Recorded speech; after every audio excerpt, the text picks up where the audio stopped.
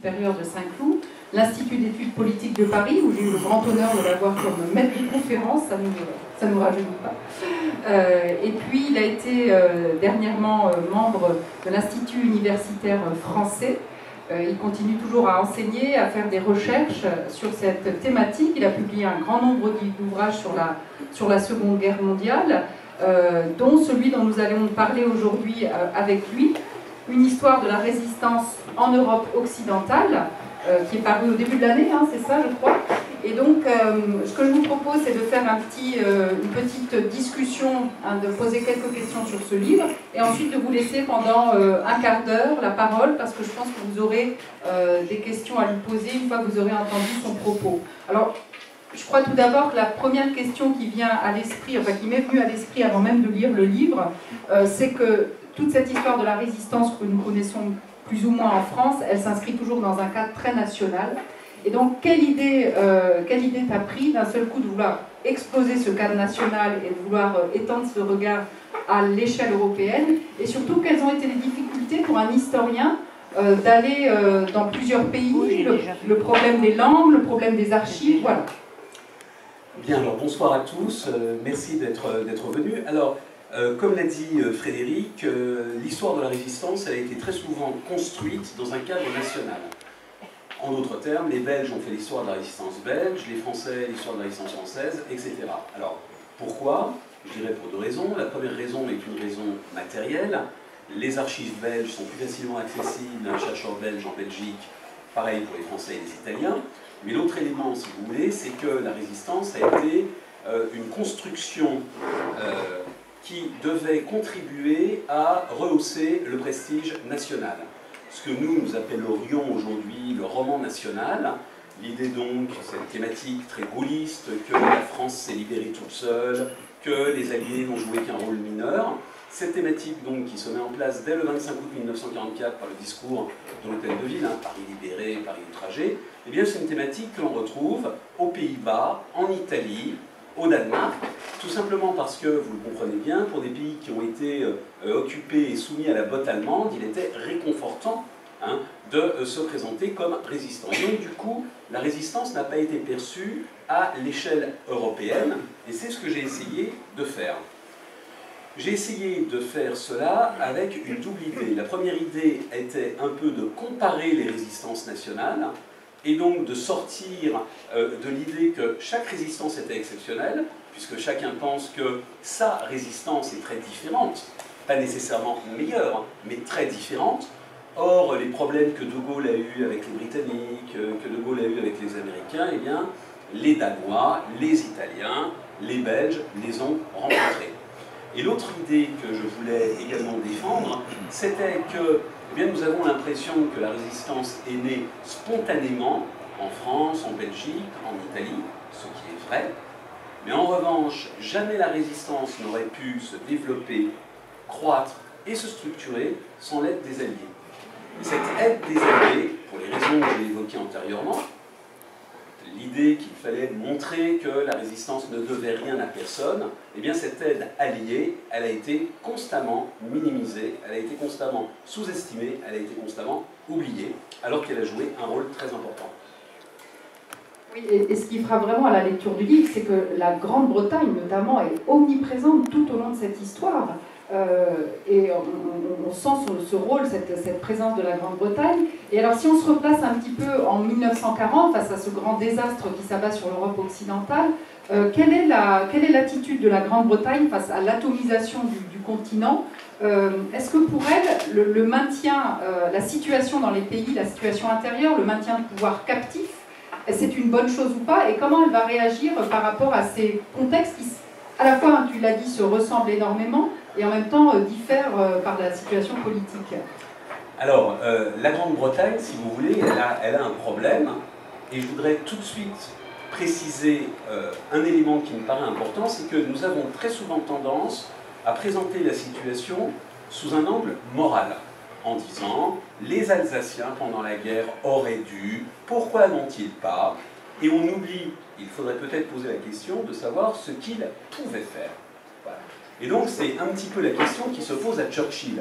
La défaite de la France est totalement inattendue, la France est la première armée du monde, personne n'imagine qu'elle soit défaite en 6 semaines. Et donc les Britanniques sont obligés d'inventer, pour aller vite, un schéma stratégique pour espérer un jour abattre le Moloch nazi. Et donc dans cette configuration, que faire? Alors, le premier élément, alors très souvent nous avons une mauvaise image, nous avons une mauvaise idée de nos hommes politiques. Churchill est très intelligent et il comprend que, pour aller vite, des États fantoches comme le régime de Vichy, comme Quisling, sont très dangereux parce qu'ils permettront à l'Allemagne d'asseoir une domination beaucoup plus facilement que si l'Allemagne dirigeait, exploitait en direct les pays occupés. Donc il faut à tout prix faire venir les gouvernements au Royaume-Uni, et c'est ce qui se passe pour les Belges, c'est ce qui se passe pour les Norvégiens, c'est ce qui se passe pour les Néerlandais, où, en règle générale, le souverain et le gouvernement, parfois seulement le gouvernement, c'est le cas de la Belgique, traversent la Manche. Et ça, c'est un élément très important. Churchill décrit le mécanisme de collaboration.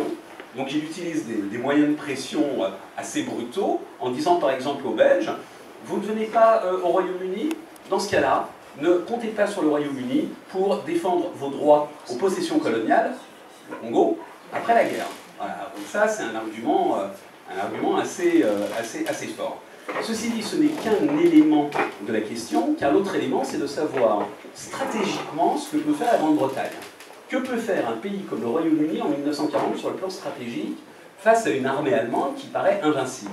La réponse, pas grand-chose. C'est-à-dire que le Royaume-Uni a deux grands atouts, la flotte et la Royal Air Force. À partir du moment où la Royal Air Force a réussi à détruire l'armée de l'air allemande en 1940 pendant la bataille d'Angleterre, le Royaume-Uni sait qu'il ne sera pas envahi, les Allemands n'ont pas la possibilité technique d'envahir le Royaume-Uni, donc la guerre n'est pas perdue, mais ce n'est pas parce que la guerre n'est pas perdue que la guerre est gagnée. Alors, du coup, comment capitaliser sur les atouts du Royaume-Uni? La réponse est simple, en menant ce que l'on appelle une guerre d'attrition. Il est hors de question de débarquer en 1940-1941 sur le continent européen. Les Britanniques se disent qu'ils vont essayer de saigner les Allemands sur des théâtres d'opération périphériques, l'Afrique du Nord, la Libye, l'Égypte, voilà, et que lorsqu'ils auront usé les Allemands, eh bien, ils pourront revenir en force sur le continent. Mais à ces éléments que je viens de décrire, s'ajoute un nouvel élément, c'est l'idée qu'on va pouvoir, pour reprendre la formule de Churchill, embraser l'Europe.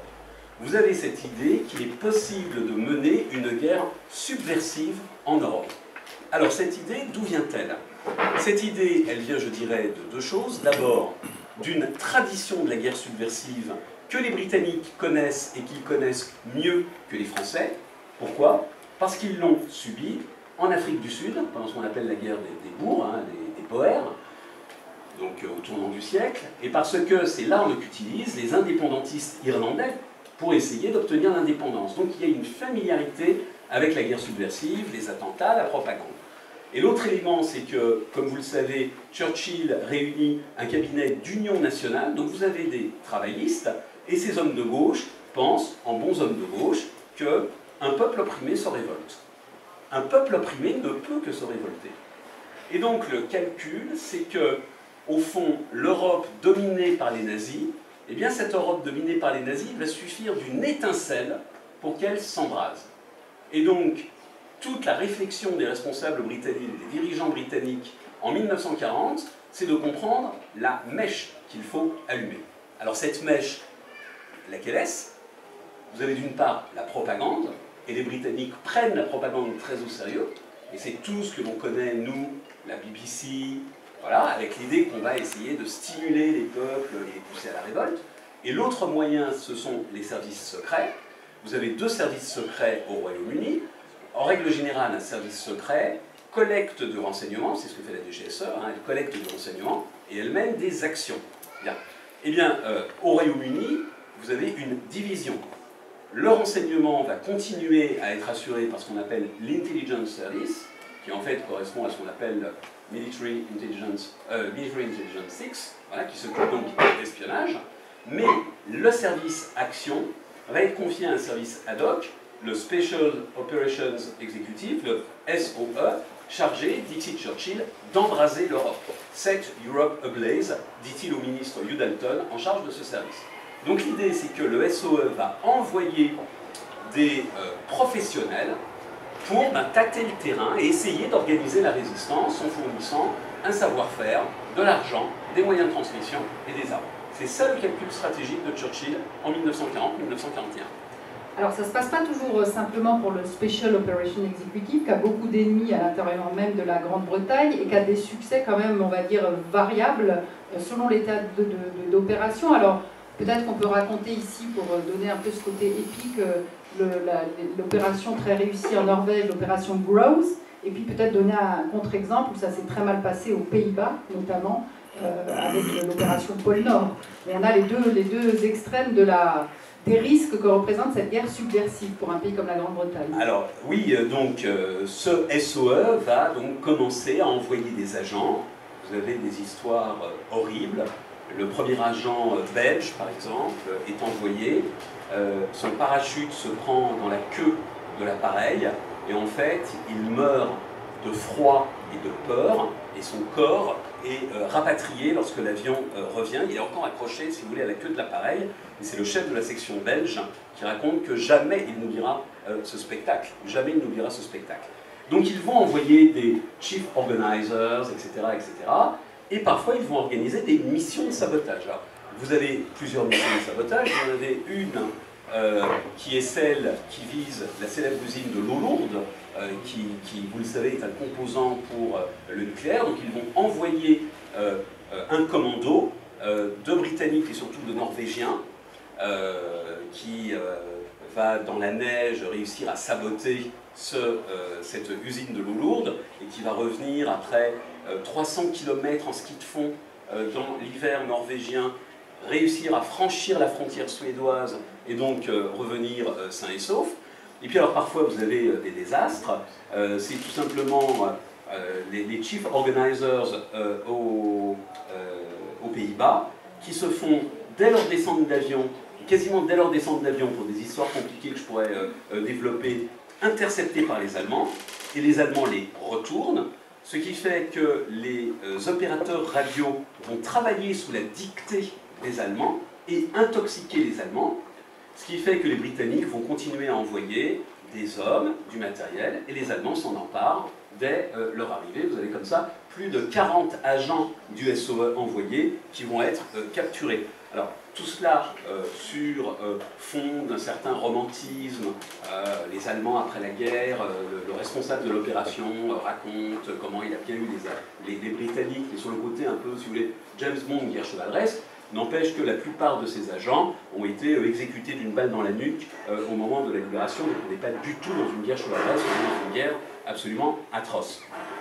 D'ailleurs, je précise à ce titre que au camp de Natzweiler, 4 femmes membres du SOE qui avaient été arrêtées en France justement lors de ce genre d'opération ont été amenées le 6 juillet 1944, ont été descendues en bas du camp, assassinées d'une piqûre de phénol dans le cœur, donc on n'est pas du tout dans le romantisme, et immédiatement mises dans le four crématoire. Donc on est vraiment dans cette logique. C'est un livre dans lequel donc, on a tous ces récits absolument incroyables, et en même temps c'est un livre d'histoire où la chronologie est très importante. Et on sent par exemple qu'il y a des moments où les changements au cours de la guerre, par exemple je pense à l'année 41 avec le plan Barbarossa, vont rendre la tâche encore plus compliquée parce que ça rebalaye toutes les cartes d'un écheveau qui est déjà extrêmement complexe. Donc peut-être qu'on peut revenir à cette année 41 avec l'URSS qui entre en guerre, ce qui a des conséquences énormes pour la Grande-Bretagne, et puis l'entrée en guerre des États-Unis à la fin de l'année. Donc jusqu'en 1941, vous avez l'idée que les peuples vont s'embraser. Donc ils travaillent là-dessus. Vous avez quand même, c'est assez drôle, un séminaire ministériel qui est convoqué par le ministre responsable du SOE, qui est un séminaire intitulé « Comment faire la révolution ». Donc il essaye de voir scientifiquement comment on peut organiser une révolution avec les responsables voilà, les plus élevés de son département ministériel. Mais à partir du moment où l'Union soviétique, en juin 1941, à partir du moment où les États-Unis, en décembre 1941, entrent en guerre, ben, du coup la guerre subversive va perdre de son éclat. C'est-à-dire que les Britanniques se disent qu'avec des alliés aussi puissants, la guerre subversive qui était une option très sérieusement défendue, eh bien, est désormais une option moins intéressante, tout simplement parce